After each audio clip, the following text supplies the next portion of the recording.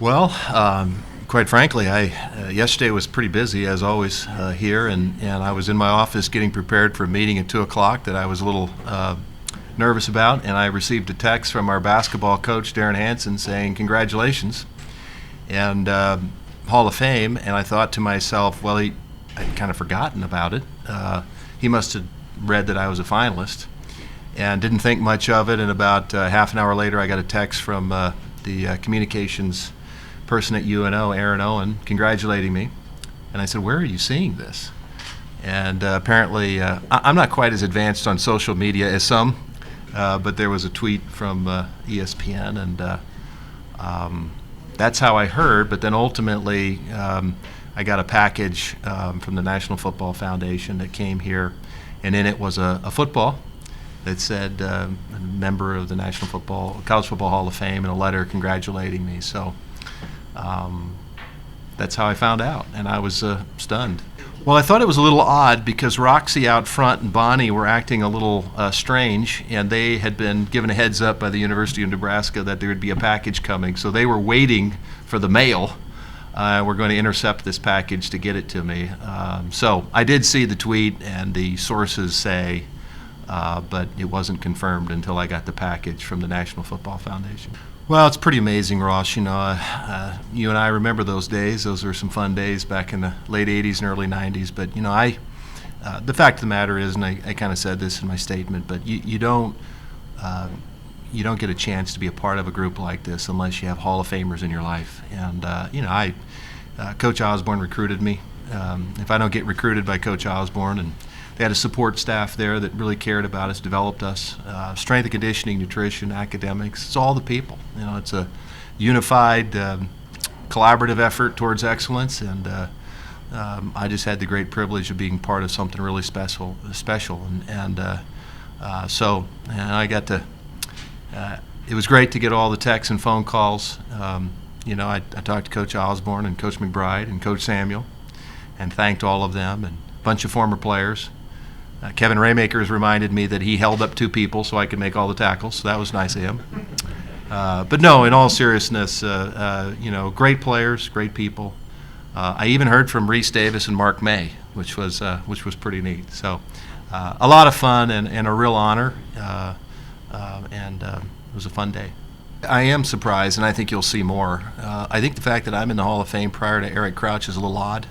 But you know, they have a system and a process. But I think you know, I think there's a lot of players at Nebraska from those years that, as time goes on, should and will ultimately be recognized.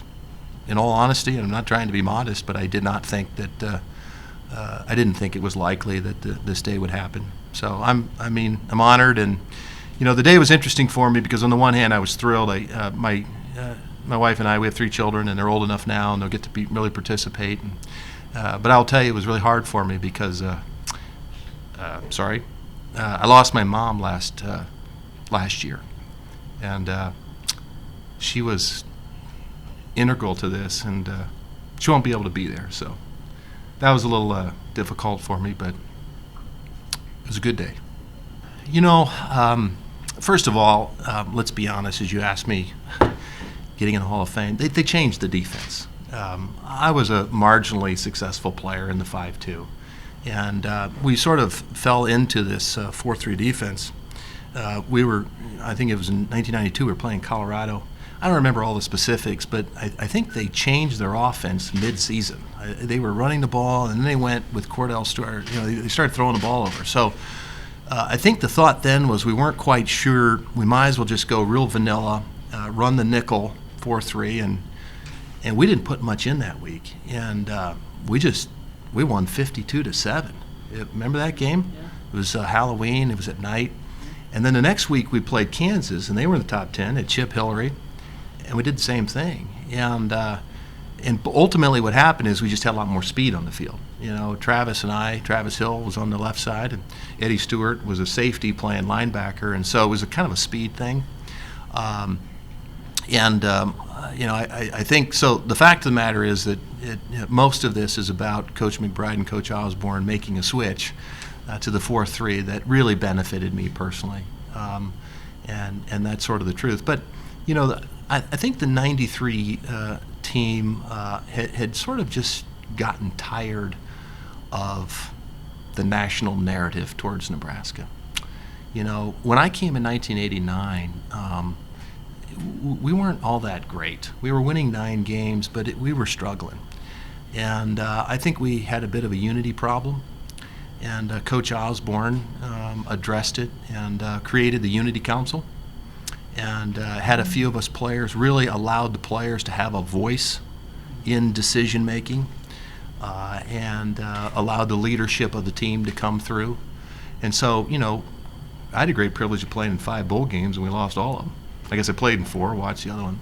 But the point was, you know, every year we were getting a little bit better. And we played Florida State. First we played Miami. We lost 28-0 with Gino Torretta. That was my sophomore year. And, you know, we were getting tired of hearing about how we couldn't match their speed, and we weren't good enough. And then it was also tiring going down to their home game all the time. You know, you go down to Miami, and it was a home game for Miami or Florida State. Next year we played Florida State, and we were getting closer. And then in '93, we were 17-point underdogs, and that didn't sit real well with our team. We were undefeated, felt like we deserved to be undefeated, had some close calls. But I'll tell you that we had a young man named Tommy Frazier that brought a sense of confidence and swagger to the offense that we hadn't had in the past, the prior year. So, but I think it was a unified team. We played, everybody understood what their role was. We were comfortable with that, and we played hard. And we tried really hard to be representative of what the state wanted in their football team, and that was to play really hard. We didn't worry about the end result. We never focused on what the score was.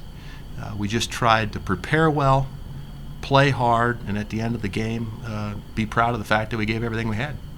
So after we lost the national, this is the longest answer ever to a question, but after we lost the national championship game, there wasn't very few of us were, obviously we were discouraged that we lost the game, but I think we were really proud of how we played, and that was kind of the point, and that's what Coach Osborne really focused on.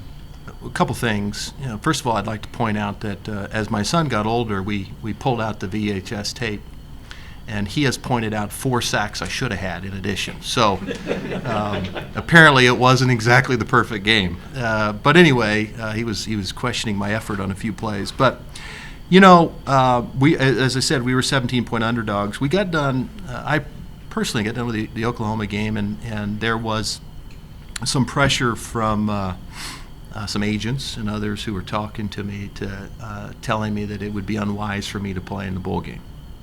My draft status was pretty secure, and that I only risked, you know, not playing well or further injuring myself.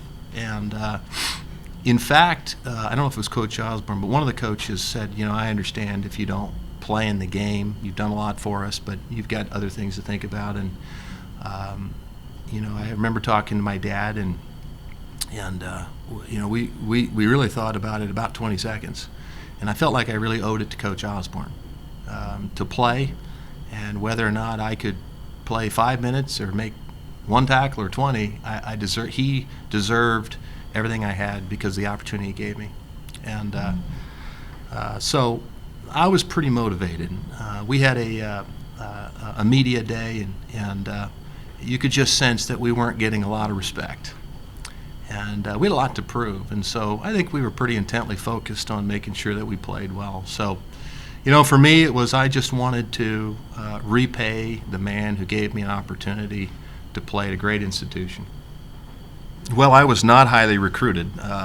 You know, I played so long ago that they didn't have stars back then. So I think the recruiting analysis was just sort of beginning.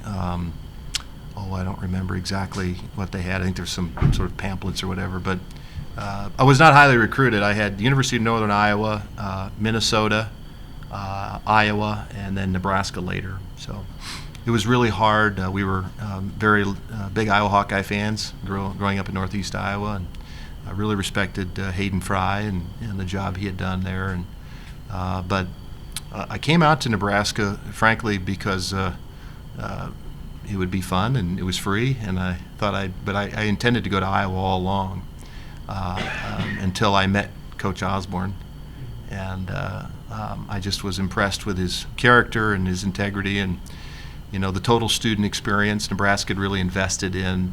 They just opened the Hewitt Academic Center. I think they were always at the forefront of innovation in some of those key areas. So they had a strength and conditioning area that was second to none, nutrition, and all those areas. And so I just felt compelled to see if I could play at that level, because I'd watched Nebraska play Oklahoma over Thanksgiving, and I always kind of viewed them as, wow, that was a program that competed and won at the highest levels with great class and character and dignity. And so it was a real honor when Coach Osborne came to Cedar Falls, Iowa to recruit me. And the late John Melton as well. Yeah.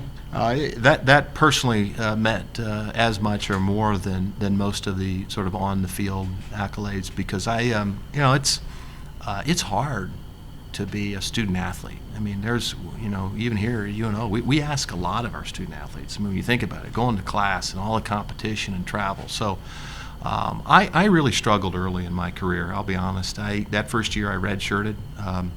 I was getting beat up on the scout team like you'd never believe. The late Jake Young, Doug Glazier, these guys tossed me around like I was ragdoll. And at one point, I actually even discussed with Coach Osborne about maybe transferring because I didn't think I was good enough to play at Nebraska. I was a little worried.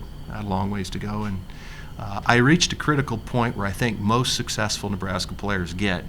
For me, it happened to be, and I know I've told this story 100 times, but I was one night after study hall. I was walking through the stadium on my way back to Abel Hall, and I stopped in the stadium, and I was on the little red end in the middle of the field, and nobody's in there. It's late at night, it's dark, and the feeling just came over me that I had a great opportunity, and I decided to commit myself in every single area, academically and athletically, that I was going to pay the price to try to do well, and whether I never graduated or never played, I wanted to at least be able to look in the mirror and say I gave it everything I had. And so to then be able to do it, and I didn't do it alone, I can assure you. Keith Zimmer and Dennis LeBlanc, and I mean, that's the point. All those kinds of people that were there to support you, if you just did the work, they had the system in place where you could be successful. And I certainly, I told my wife this morning, everything I have is a direct result after I left my mother and father of my experience as a student athlete at Nebraska. While we were discussing this a little bit, there were some outside forces, Lee, that were suggesting that I not play, that I protect my draft status, and I called my dad and I said, well, what do you think? And he goes, well, you'll do the right thing.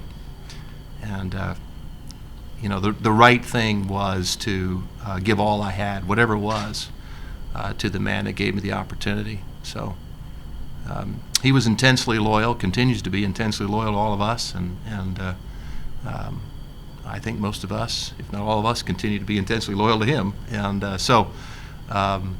but I will tell you the other thing that was interesting. I kind of forgot about this, because it was, as you mentioned, it was so big. When I went out for warm-ups, the officials came over and looked at it and said, you won't be allowed to play with that. And so for a while there, we thought, then I wasn't going to get to play. So the trainers are back in there, Doak and others are back in there cutting up all this padding. So while it looked kind of dramatic, it wasn't quite as dramatic as it looked, but we were forced to put all this padding on it. So even up to the game time, there was some question about whether I'd get to play. And then they the officials were more comfortable apparently with all the stuff they'd done, and then I was able to play. But then I couldn't, I don't know why I'm pointing to my left arm because it was my right arm, but I couldn't, it was stuck. So the hardest part about the deal was trying to get in a three-point stance with your arm stuck in this position. But as time went on, the adrenaline starts flowing. You don't feel much. Yeah, I don't know all the details yet. I think they're going to, but I think it's December 8th at the Waldorf in New York. I had a chance to go to it a couple times when I worked at ESPN, and it's a neat event. They do it right, and so but I don't. Beyond that, I don't know what the details are.